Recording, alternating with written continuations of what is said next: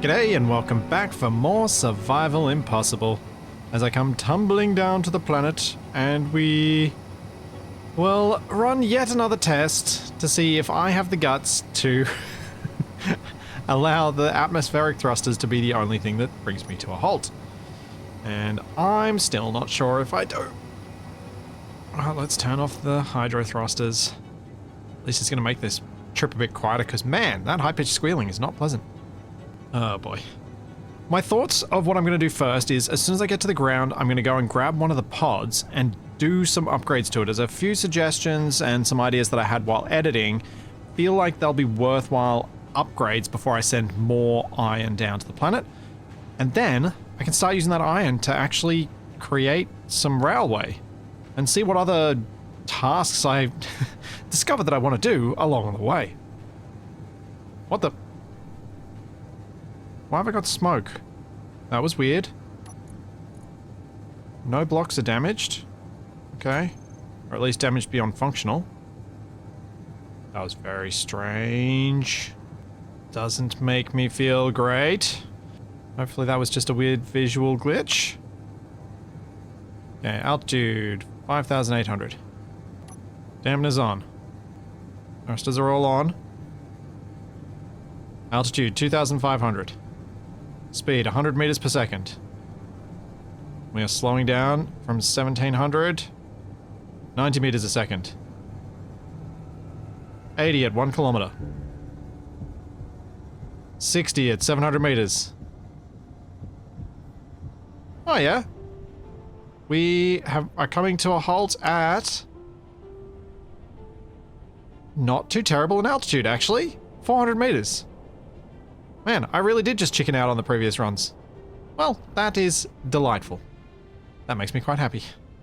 I don't need to use the hydrogen at all. Whoa. Boom. What's down on that hillside? I'm picking up something. Wait, have I found some more old pods?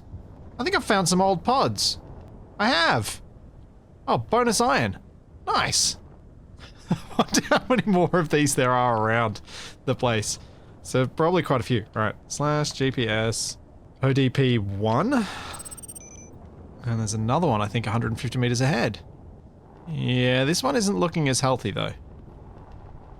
But the container is intact and the connector's intact, so they're the important bits. Alright. Nice.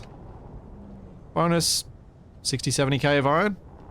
Not complaining. Bit of a trek to go though, 1.3 k's from base. Possibly should have checked to see if they were the gravel ones. Whoops. But it's okay. I think I'll still go collect them anyway, because it's good to clean up such things. Oh, let's go check out our current drop pods. I want to kind of get, and it's kind of handy with the lighting at the moment, an idea of how closely clustered they are. And wow, that's pretty good. That clustering is quite tight. Also a fairly flat surface over here. My goal would be to obviously move this a bit closer to base because, you know, we're 700 meters from the grinder. If I can instead get these to drop, so I need them to drop shorter, I think. But my idea originally was to try and get them toward the top of the hill. Not obviously anywhere near the base or on the base side of things, but perhaps over this side of things. Like maybe around here somewhere. Because that would be a good spot to have them drop. It's not going to be too far uphill to carry them. It should all work quite well. I keep picking up something out here. What is it? Is that one of my old wheels from when I died? Don't know why in this shuttle I am picking everything up.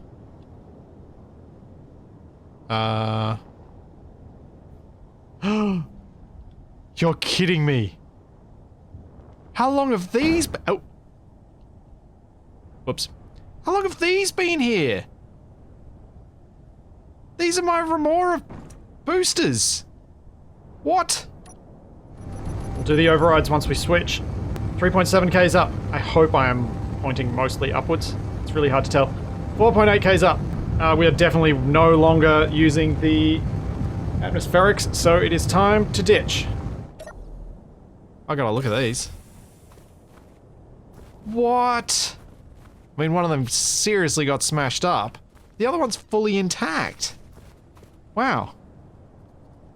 Huh. That's cool.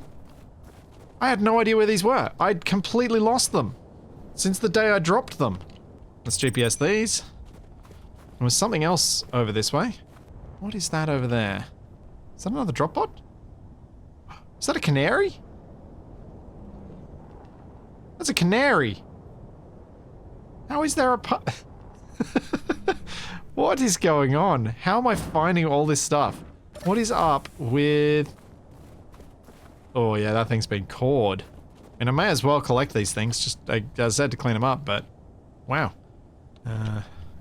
GPS... Canary... Crash... How much more am I gonna find around? That's a pretty epic discovery. The Remora boosters. Those have been... Man, they've been lost down there for like 4 years. Not sure I'll grind them down. I'll leave them where they are for the moment. Now that I've got a GPS for it, they're safe.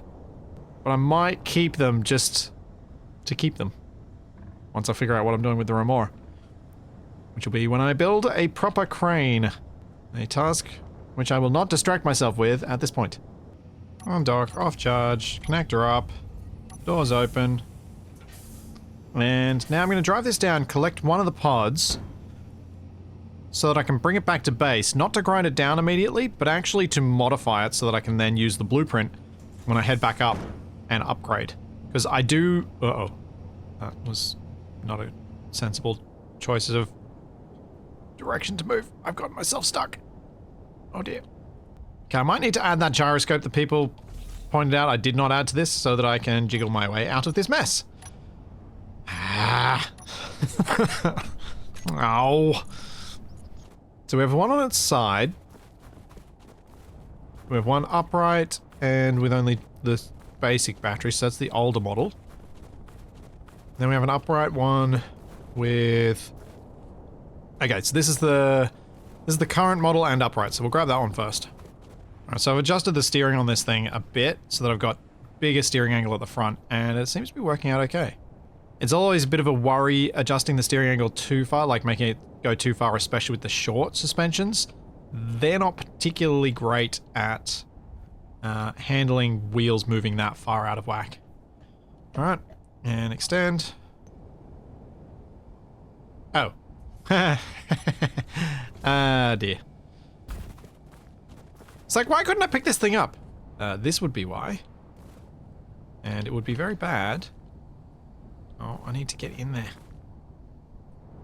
we go. Auto lock off. Switch lock. Would have been very bad if I hadn't realized why this was still locked to the ground. I love how easy this thing is to lift up the pods, how easy it is to drive compared to Manny with a load on the front. This is what I was talking about when last week when I was talking about this is the engineer's solution. This is the solution that actually works within the constraints that we have here, rather than some odd constraints that I've used just to try and make something look a bit more real world-ish. So I just need to move myself near a cargo access point so that I can then try and raid this. I should also paint this thing. Let's go more of a brighter yellow. There we go, or yellow for now. Make it stand out against the white of the sand. Sand? The white of the snow. So what I want to do is basically try and make these pods, try and make the power on these pods last longer than it currently is. At the moment, I think the largest power draw is probably from the antenna. If we have a look, let's get a little control pad. I think that'll be useful on this, rather than having to always go to the cockpit of the rover to get any access. But I want to have a look at how much power is actually being drawn from that antenna at its massive broadcast range, because I do have it broadcasting quite a long way. Which only really is needed during testing, but is kind of nice when I want to see where they're landing. Like if they seem to be going off from their current trajectories, it would be nice to be able to check that in the future. So let's make that possible. Little control panel on the front there. So at 35,000, it's pulling it's pulling 140 kilowatts. That's a lot. So if this dropped down to, say, 1500 meters, I can drop that down to 6 kilowatts, which is still going to burn through the power of those little batteries relatively quickly, but I could make it even more efficient by having it blip on and off with a timer block, I think.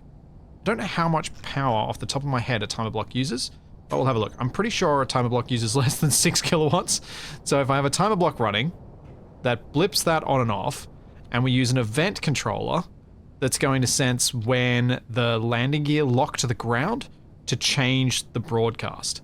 And we could also have a broadcast controller on this that, when the landing gear locks, broadcasts its GPS. And I think with all that set up, we should be good. Now, I'm not too worried about the components that are in any of these blocks, because with the pod, as long as it's not a component that requires cobalt, everything's available in the stone that's up on the launch air base. And for those of you who were wondering about why I haven't used any thrusters to try and get these to land in the correct positions, that's why. It's because thrusters require cobalt and don't have cobalt up there. That may change in the future, but it's also just kind of nice sending something down that's mostly passive. It, to me, feels kind of cooler to do it this way and have something collect it down here rather than have it be something that can just do it all itself. There is another control panel on here. Is it at the back end? And I just completely forgot about it. Oh, it's probably on top. I can't reach it. All right. So let's set this up where it needs to be. The mag plates both need to be on auto lock. And that's not going to be EC altitude. That's going to be EC mag plate. So we're going to add on event, landing gear mag plate, lock, unlock. This, oh, actually that's problematic. The lock unlock doesn't actually work that well. I just thought of a reason. There's one of these pods that's on its side. It hasn't locked, so that's not going to work. All right, so we do go altitude then. Fine. Altitude, but we'll make it really low. We'll make it 100 meters. 50 meters? 20 meters. I wonder what it... Input is currently 3 meters. All right, yeah, cool. So we can make it really low. So 5 meters altitude. That means it'll definitely trigger, but it should trigger when they're basically on the ground. Vent altitude equal to or less than 5 meters, and need to select actions. So what we're going to do is we're going to grab our mag plates, which are somewhere here, and on altitude less than 5 meters, we are going to turn auto lock on/off, which should just happen once, so we shouldn't need to worry about going the other way. Auto lock on/off. Then for our broadcast, this doesn't have a specific radius that we can do, so what I'm going to do is actually use a timer block to stack a few of those in a row and see how many I actually need. So let's go into the cockpit so that we can do this, because this is where it's usually easier to mess with these things and get an accurate idea. So we'll have decrease broadcast, increase broadcast. So at the moment we are set at 1500 meters. Let's put it back up to its starting value of 35,000 and see how many times I have to hit this to get it down to where I want it. 1, 2, 3, 4, 5, 6. Yeah. Alright, 6. Easy.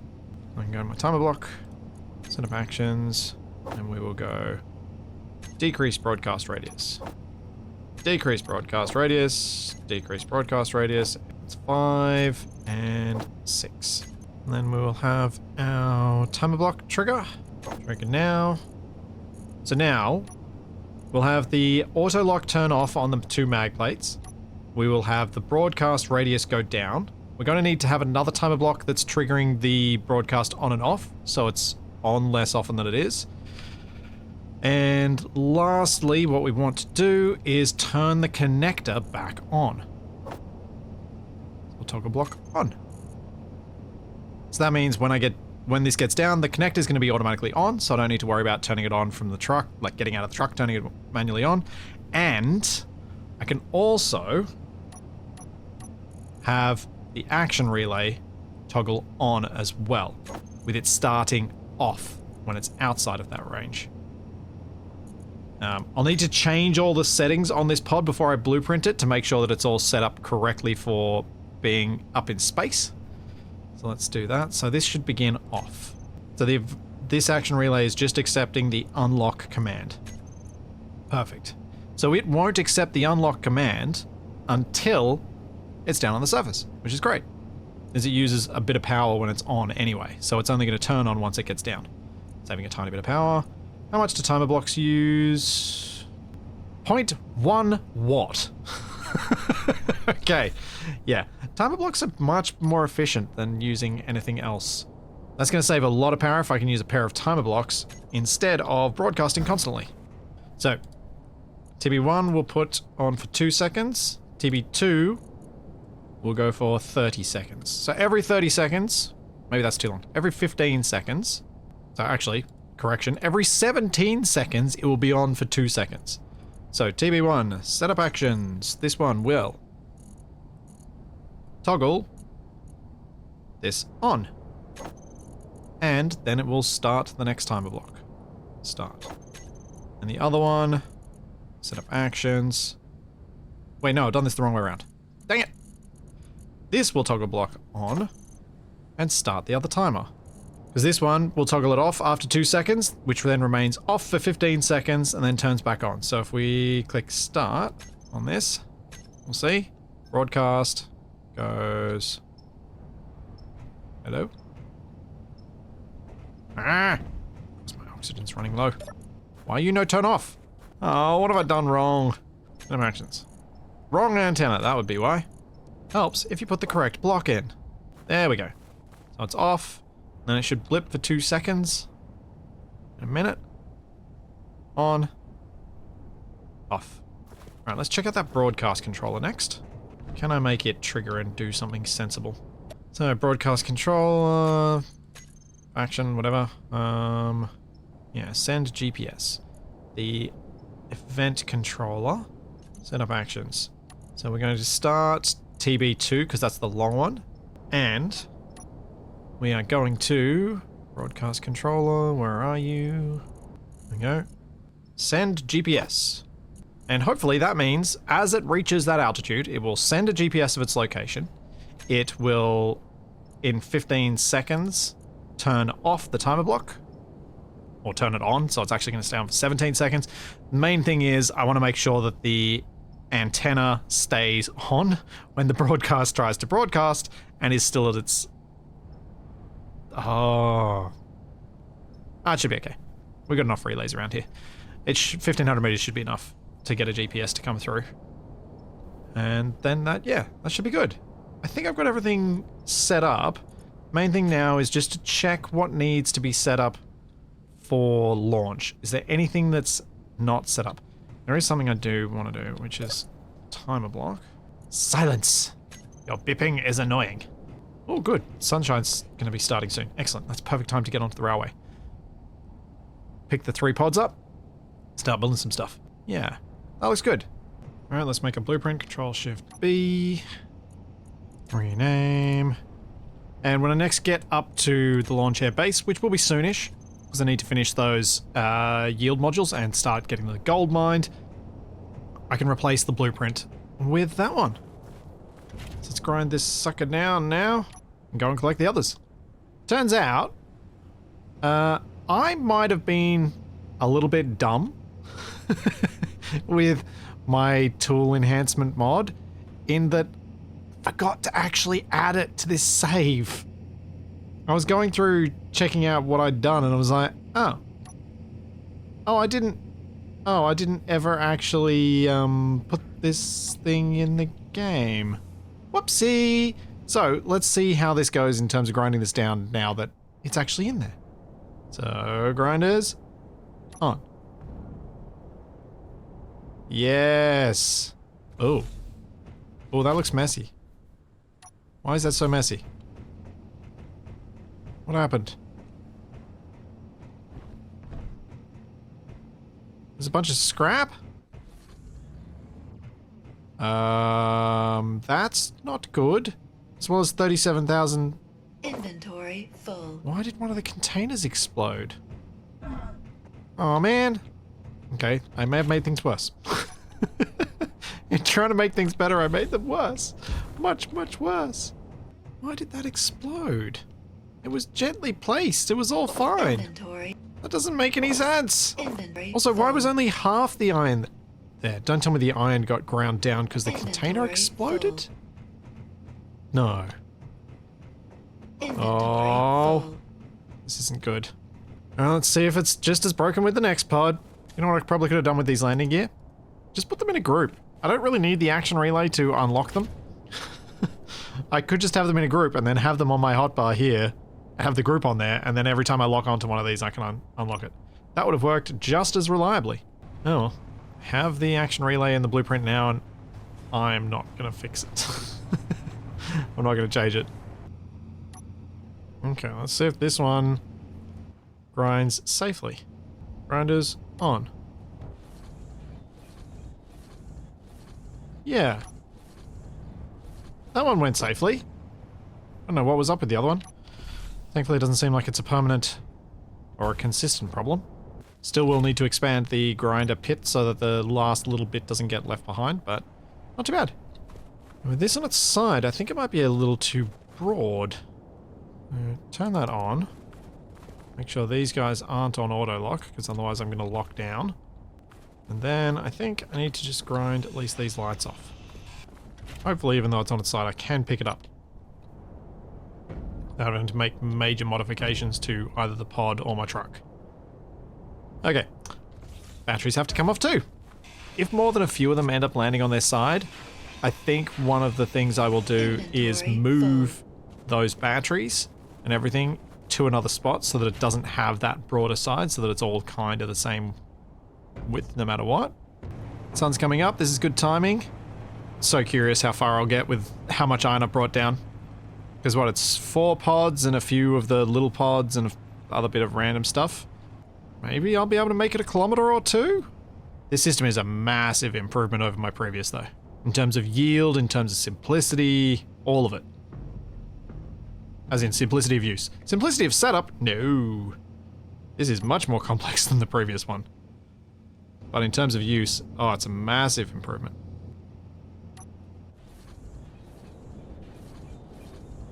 Hey, I got it all. Sweet. Grinder's off. Let's drop the connector. Track the piston. Realize that I'm not remotely aligned. And also strongly consider a suggestion that came in the comments last week. Because I'm struggling to park this truck, and the current setup is really not very good. I should definitely make something better. The suggestion that was better, I think, was not to have it come from the roof at all, and instead have it come from the floor, and use the fact that my current connector setup on the truck, if I jump around we can look at it more easily. Instead of this 2x1 base block here, I could put a second angled connector, like the inset connector. I could put it there, like this. So that would mean a little connector coming up from the floor on a simple piston could lock on to my truck. If with the piston in its deployed position for picking up pods. And that way I'd have 2 separate connectors, which means I can have an event controller detecting it and doing sensible stuff with it whenever I dock. So that's something I am putting on the let's do that a little bit later because I want to go do some stuff on the train pile of tasks. But it is something I do want to do. I would like to get done. I think it would be a benefit to this setup, and then I can get rid of that thing in the roof and get rid of the rotor in the roof. The roof little nodule thing that I built up there is still probably worthwhile having, although I could also move all of those action relays that I put on the roof down to where the connector deployment area is, since that's all small grid, so I could probably fit them down there, but I kind of like them on the top. I like using the full large grid blocks for these things when I have the space to do it, rather than going for a small grid little server room thing. Since I'm always running out of things to put around the place anyway, like I've put down so many timer blocks that I don't use. The idea of trying to make it more compact just doesn't seem to be worth it to me for this particular setup. Alright, we're at the train. Let's see how much iron I have. We have 500,000. Nice. alongside 19,000 steel plate. Oh. Ah, poop. I'm out of nickel. So alongside 19,000 steel plate, let's just finish what my thought was. 19,000 steel plate, plus all of the steel plate that's on board the train is already there, loaded up, ready to go. So this should be full with 20,000 plate in those containers. Yep, 555 and then 4646. Huh? Has he just given up? Odd. Don't know why that would be. I don't understand that. Anyway, still not quite sunrise, so I know I need that nickel. Let's just go quickly collect a load of that with the rock lobster, and then I'll get onto the train. It shouldn't take me too long, I hope. So it's a good thing I do actually have a location for nickel down here, otherwise I would have had to refit one of the ore drop pods to send some down from the launchette base, because the launchette base should have a moderate supply of nickel thanks to all the stone it's refined.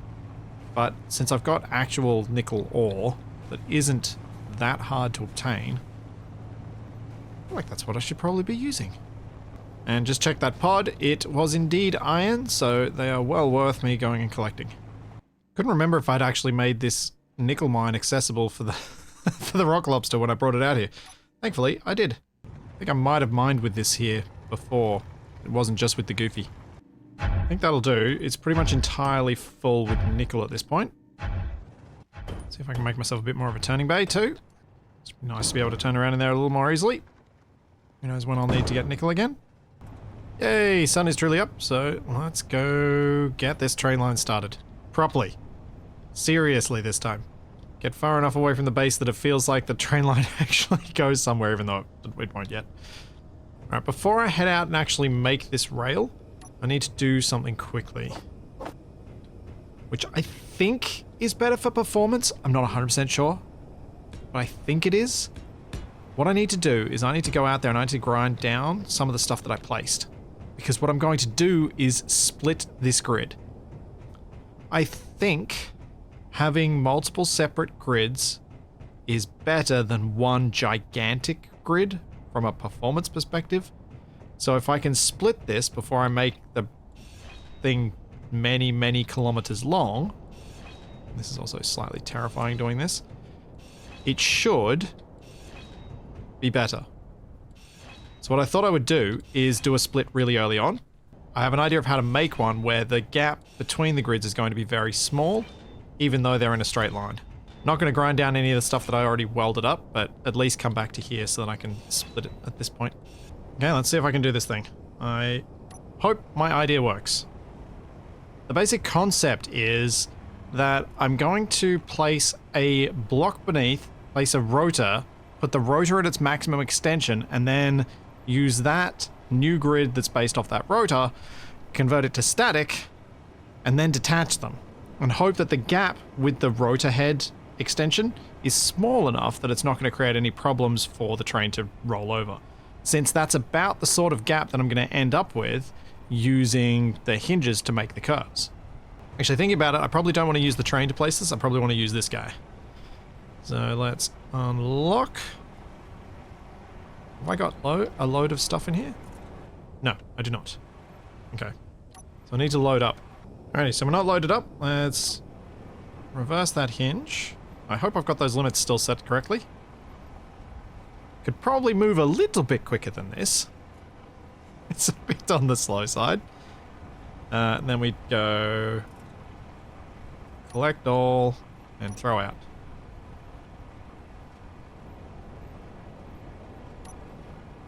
Let's just check my welder chip inventory. I've got 500 steel plate. That'll do. Cool. And unlock and fly. So I was thinking do this. Place that. Then I'll place rotor like that. Then I probably need to remote into the base to grab control of that rotor. Which will be this one. And make sure that its limits are all set to 0 so it doesn't rotate or do something weird. Rotor displacement can go out a bit. The Then I place another one. Place another block on top. Make sure I actually paint these blocks correctly. Then, I've got a bit of our track. I can place that one in there. So there's a bit of a gap there, which is exactly what I want. Oh, of course, there's a bush right in the way. That's going to make this possibly a bit more annoying. There we go. That should be pretty much as far as it can go. Then, I managed to remember to load myself up with the materials for this so that I can place control panels on things like this. And we go into the control panel once it's welded up, stand back as far as I can, and then in the info screen, we should have the option to convert to station. It may be flickering, so I may have to like spam it, but luckily then I didn't have to. Now that's a static grid, which means I can then... In fact, maybe I'll try and get away with something else. Let's see. Can I convert to ship? Oh, actually no. No, the gap is small enough. I was going to try and make the gap smaller, but no. I think this is probably as good as I should go. So now we place that in the ground, and now it is permanently, properly a static grid. And you might think at this point I should detach that rotor. And yes, ultimately that is what needs to happen. But right now, I need to keep that rotor. The reason I want to keep that rotor is because I would like to keep all of these grids connected to the main grid until I get to, well, at least a further point along the track where I could then build an antenna relay and some power supply for it if I start running into performance problems. But basically, the idea will be that if I have the ability to remote into the base, I have the ability to remote in and control a hinge that I'm building as part of the track and set its angles without needing to do anything fancy of like climbing down there or something like that, or climbing on the roof of this and that sort of stuff. That's my concept right now. But I wanted to get this split in early so that I don't end up with a problem generated by it later. Now, getting in this cockpit, make sure I'm standing on there. Let's spin it around. Extend it out at least once. And I should then be able to go into first person and place my blocks. Like so. Actually, how much? Oh, I don't have many steel plate. No, what I can do is rotate myself back around, come back in, grab some steel plate, and try that again. Because I forgot to put any in the cockpit. That's why these are here. I might put some of these in the cockpit since I've got a bunch of inventory for all those control panels and things, and this will mean I don't have to come back and forth quite so often. Make sure I'm standing on the platform just in case I do something really silly. So there's a very real chance that when I'm in Control G, the build view, to get out of that, just out of force of habit, I will do something like accidentally pressing, oh, I don't know, F, and jump out of the cockpit. So to prevent that being a big problem, what I need to do is make sure that if I do press it, I'm still in the cockpit. Oh, no. No, no, no, no, no, no, no, no, no, no, no. Why are you no place? Alright. Rotor. Blast. Let's give myself a little bit... Spin myself a little bit further around. Let's go minus 273. Hopefully that should be enough. Yeah, there we go. Now we can place. And...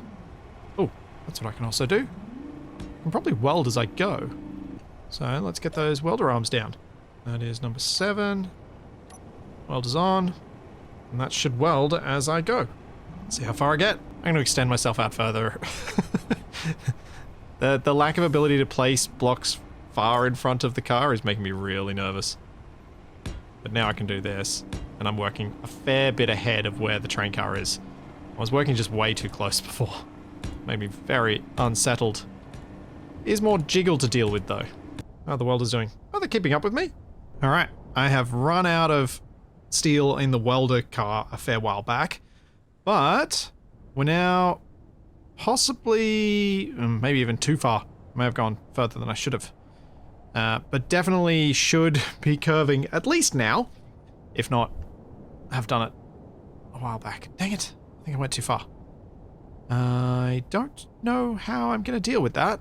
How far back do I really think the curve should begin? Should have made a GPS marker for that. Probably about here, because my main thing about where I was going to start the curve was I wanted to be far enough away from my aerodrome down there that it didn't feel like this, the height of this, was an issue for the aerodrome. But I also wanted to be close enough. You know what? Let's just see. You know what? I think we'll be able to make it. Let's start placing out the first curve before I go back and collect the materials to do the next set of welding. And since I'm not welding, let's turn off the welders and lift up those.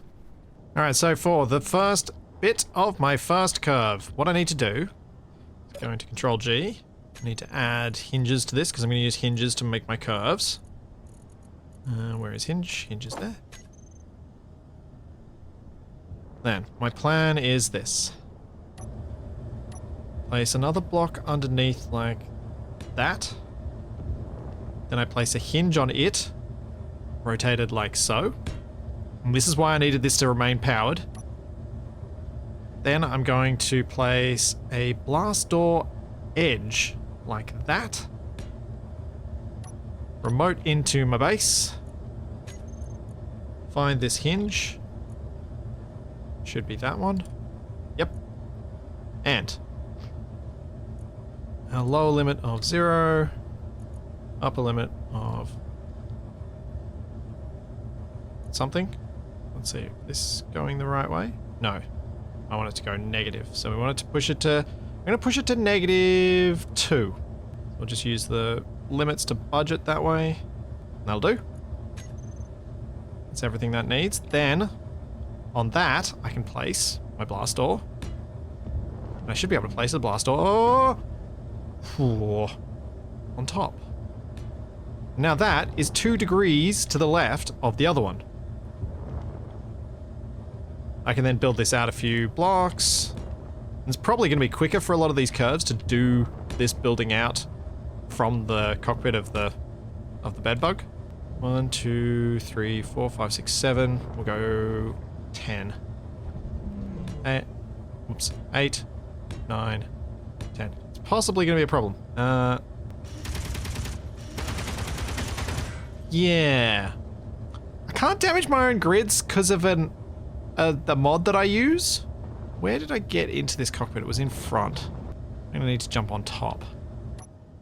But basically, there was a really annoying thing that vanilla turrets in Space Engineers do, which is shoot their own grid. And I ran into this problem a lot during one series I played. That's terrifying. And was then told about a mod that disables that damage. I'm now playing with that mod as my default because turrets shooting your own base is just, it means you can't do any sort of staggered turret defense. It's horrible. But I think it also means that my guns can't damage my own base, which means I can't use the gun to damage this. Unless I maybe can change this ownership to nobody and still use the gun. Could that do damage? Maybe. Either way, I'll hop up on here because then I should be able to grind it out if I can't. Yeah, there we go. That's better. That's a tidier solution. Excellent. So we've got 1, 2, 3, 4, 5, 6, 7, 8, 9, 10. We've got negative again this time. Just to keep that consistent. Put my edge up there. I may see if I can place not an edge, but rather a full block with the kind of angles that I'm doing. But yeah, let's give that a try. It is a slow process, but honestly, making tracks is a slow process. So my lower limit will be -2. I bring my upper limit down until I bump it into that position. There we go. And let's see, can I place this other block on top? No, I can't. Alright. Thought I remembered testing that, but I wasn't confident, so I figured I should test it again. Another hinge. Repeat the process. And you can see a very gentle curve will start to develop here. Very gentle. And it does need to be gentle. This is a train. Trains do not do fast curves. Alright, I've run out of steel plate. Don't... Oh, hang on. I've been getting in and out on top of this thing, so maybe I can actually reach cargo? Hey, I can. Nice. I can keep going. How's my power holding up? 31 minutes. Sweet. So now that I've done a few of these, you can definitely perceive the curve that's coming into this track. You can also perceive that I have not counted correctly. Oh, why am I like this? There's one that's wrong. Oh well, it's gonna stay. It is what it is. Hopefully it won't be as noticeable once the hinges aren't there. Because the ultimate plan with these is to put a post down for each of these sections. So a post will go all the way down to the ground to make each one a separate static grid, and hopefully make them a bit more performance friendly by doing that. But I am not undoing what I have done. 1, 2, 3, 4, 5, 6, 7, 8, 9. I'm going to more carefully count. That's what I'm going to do. It shouldn't matter overall. It'll matter to some people, and I apologize to those some people. But there comes a point with this stuff that it's just like, nah, I ain't fixing that. Not a chance. I'm just going to be happy that I've been making progress. And you can see that this thing is bobbing around a bit, so it's probably time for me to make one of these into a static grid to give it some more support, because it is currently supporting itself on all those hinges, and this is quite a lot of mass. 1, 2, 3, 4. And now I hope that I can indeed turn this into a static grid. Now I need to stand as far back as I can while accessing this, because the closer I get to that grid with my character, the more it does physics updates, and the less likely I am to be able to click convert to station, which I can't do. Nuts. Alright, we have to try a different approach then, which is fine. I've got the materials to do this. I'm gonna go with a landing gear, and then I just stick a block in the ground underneath that. Now it's locked. Info, convert to station.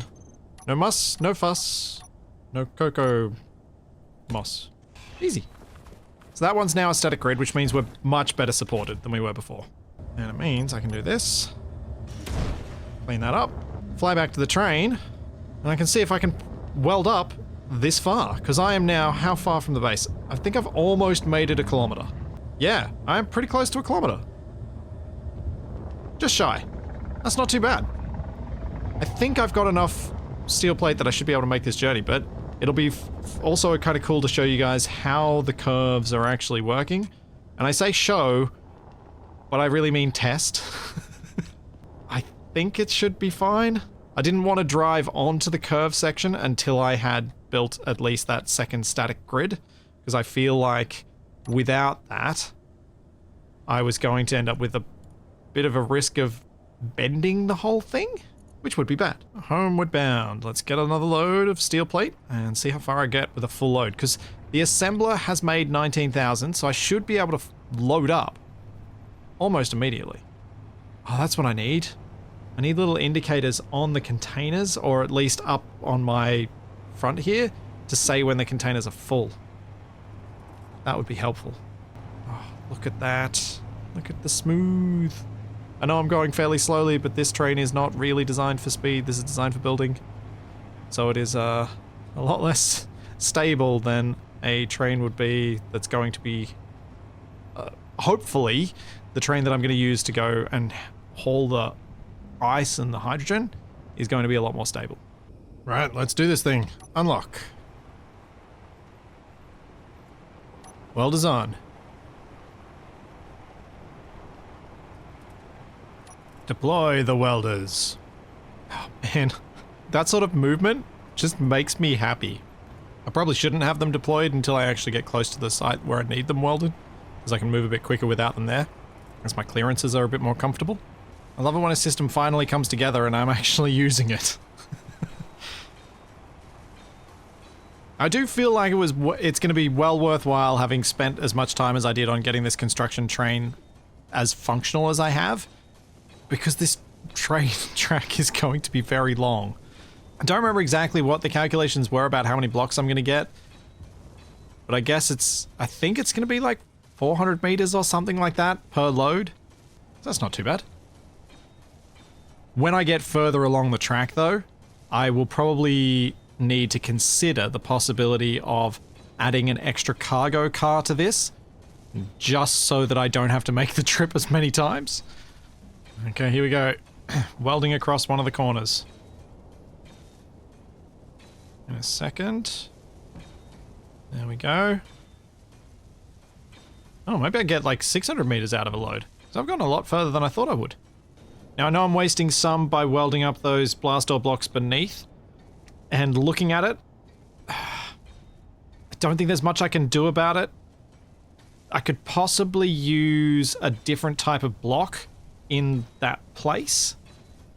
Something like one of the...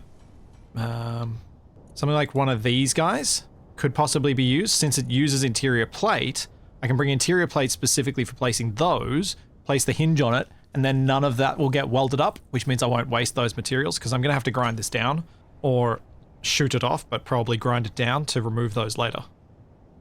It looks like we are out of steel plate and almost at halfway through the bit of the curve that I've done so far.